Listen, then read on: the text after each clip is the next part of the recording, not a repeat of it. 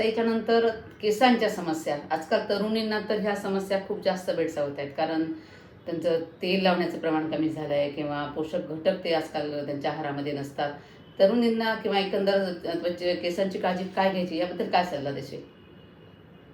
मगाशी जसं आपण म्हणत होतो की ड्रायनेस वाढतो आणि ड्रायनेस जर वाढत असेल तर तो जितका बाहेरचा वाढतो त्या पिरियडमध्ये आता डस्ट पण वाढते, म्हणजे धूळ पण सगळीकडे खूप प्रमाणामध्ये वाढलेली असते.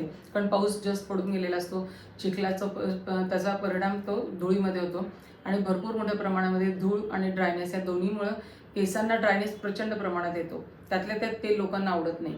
पण खरं तर ह्या दिवसांमध्ये केसांना जास्तीत जास्त तेल लावलं पाहिजे, कारण स्काल्प पण ड्राय होतो आणि त्याच्यामुळे तो इची होतो, म्हणजे खाजवतो.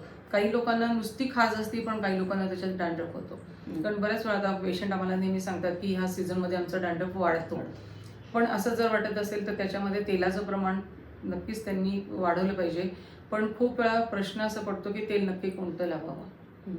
तर तेलाच्या बाबतीमध्ये आपल्याला असं पाहिजे की तेल सिलेक्ट करताना खूप मोठ्या जाहिराती असणं गरज नाही आहे, पण आपण कुठलं तेल वापरतोय, कशाचं तेल वापरतोय त्याला फार महत्त्वाचं आहे. सरळ साधं पूर्वी आपण कोकोनट ऑइल आपण लहान असताना जे वापरायचो ते प्युअर होतं, पण आज कोकोनट ऑइल बाजारात मिळणारं जे आहे ते प्युअर नाही आहे. त्याच्यामध्ये लिक्विड पॅराबेन आहे आणि त्याच्यामुळे काय होतं की आपण किती वरती लावलं, म्हणजे अगदी काही काही जण अर्धी वाटी लावतात, पण तेवढं लावल्यानंतर पण त्याचं जर पेनिट्रेशन नाही झालं तर उपयोग नाही त्याचा.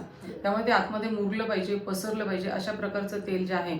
तर अशा प्रकारचं तेल त्यातल्या त्यात आपल्याला जर घेतलं तर तिळाचं तेल हे बेस्ट असतं. आजकाल जर कोकोनट ऑइल जर घरी कोणी काढणार असेल तर तो काही प्रश्न नाही, किंवा कोल्ड प्रेस म्हणून जे आजकाल प्युअर तेल मिळतं त्या ठिकाणचं पण तेल चालू शकतं. पण त्यातल्या त्यात खोबरेल तेलापेक्षा आजकाल तिळाच्या तेलाचे रिझल्ट छान येतात केसांसाठी सुद्धा. बिलकुल केसांसाठी. आणि त्याच्यामुळे त्याचं पेनिट्रेशन स्प्रेडिंग जास्त असल्यामुळे ते लवकरात लवकर केसांना फायदा पण होतो आणि सगळ्यात महत्त्वाचं म्हणजे त्याला एक प्रोटेक्टेड लेअर पण तयार होतो. त्यामुळे तेल हे वापरण्याची खूप गरज आहे. पण